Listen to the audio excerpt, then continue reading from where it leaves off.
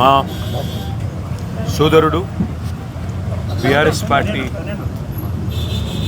Social media convener, అదేవిధంగా తెలంగాణ ఉద్యమంలో క్రియాశీలంగా పనిచేసిన విద్యార్థి నాయకుడు, Telangana state mineral development corporation మాజీ అధ్యక్షుడు సోదరుడు మన్నే క్రిషాంక్ గారిని ఒక ఫ్రివలస్ కేసులో, అంటే ఒక పనికిమాలిన కేసులో చేయని తప్పుకు ఇవాళ అరెస్టు చేసి ఈ రాష్ట్ర ప్రభుత్వం గత వారం రోజులుగా వేధిస్తూ ఉన్నారు. తప్పు చేసిన రేవంత్ రెడ్డి ఇవాళ బయట తిరుగుతూ ఉన్నాడు.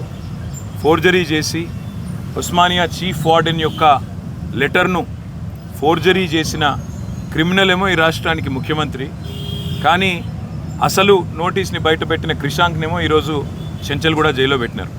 దీన్ని బట్టే చెప్పవచ్చు ఈ రాష్ట్రంలో వ్యవస్థ ఎట్లా పనిచేస్తూ ఉంది, ఈ రాష్ట్రంలో ప్రభుత్వ పనితీరు ఎట్లా ఉందో దీన్ని బట్టే చెప్పవచ్చు.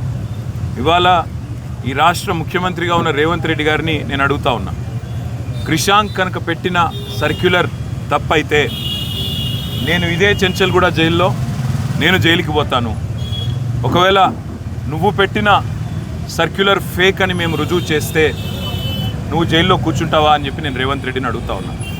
సిగ్గు లేకుండా చేసింది ఒక వెధవ పని, మళ్ళా మీదుగా ఇవాళ మా సోదరుణ్ణి జైల్లో పెట్టి ఈ రకంగా ఇబ్బంది పెట్టడం, ఈ రకంగా కావాలని ప్రభుత్వంలో ఉన్నానని చెప్పి అధికార మదంతో అధికార యంత్రాంగాన్ని అడ్డం పెట్టుకునేదైతే చిల్లర రాజకీయం చేస్తున్నాడు రేవంత్ రెడ్డి. తప్పకుండా ప్రతిదానికి కూడా బదులు చెప్పే టైం వస్తుంది, ప్రతిదానికి కూడా మిత్తితో సహా చెల్లించే టైం కూడా వస్తుంది.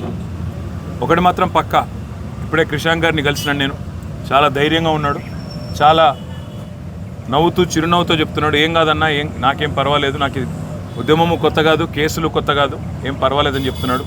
చేయని తప్పుకు ఇవాళ వారం రోజులు జైల్లో ఉన్న ఆయనలో ధైర్యం మాత్రం సడలేదు. ఆయన శ్రీమతి కూడా ఇక్కడే ఉన్నారు, సుహాసిని గారు, తను కూడా ధైర్యంగా ఉంది, తన కుటుంబం కూడా ధైర్యంగా ఉంది. నేను ఈ ప్రభుత్వాన్ని నేను డిమాండ్ చేస్తూ ఉన్నా, చేసిన వెధవ పనికి ఇప్పటికైనా క్షమాపణ చెప్పి వెంటనే క్రిషాంక్ని విడుదల చేయండి.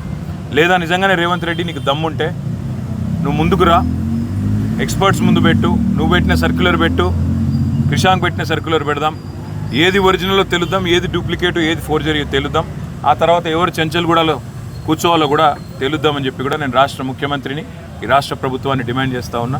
ఇకనైనా బుద్ధి తెచ్చుకొని, ఇకనైనా సిగ్గు తెచ్చుకొని, చేసిన తప్పును సరిదిద్దుకొని మరి వెంటనే క్రిషాంక్ విడుదల చేయాలని చెప్పి కూడా నేను డిమాండ్ చేస్తాను. Thank you.